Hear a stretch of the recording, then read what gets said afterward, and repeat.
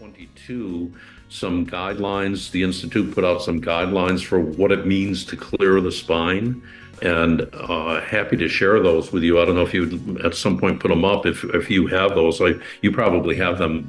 And the guidelines, talk about, well, looking if they have the 5 factors that people look at that came from the Expo study that would indicate spine more so than extremity. Is there a loss of movement in the spine? No loss of movement in the extremity. Paresthesia. Is the symptom influenced by change to sitting posture? And then lastly, does the patient report changes with bending, turning, or twisting of the spine? And if they've got those factors, the recommendation is, or any of those factors, you look more at the repeated movements of the spine first.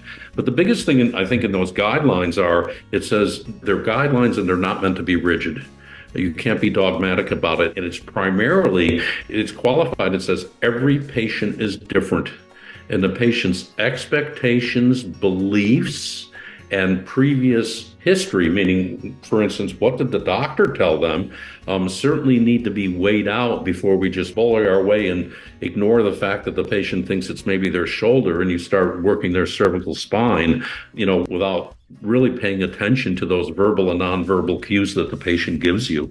I remember saying a number of times to students or residents in the diploma program, what they did maybe from a mechanical perspective was quite correct, but you could see that the patient just wasn't buying it.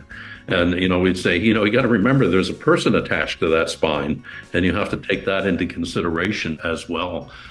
So, month after month, new guest experts sharing actual patient cases and subscribers sharing their own challenging and interesting cases. Check out Case Conversations at mechanicalcareforum.com.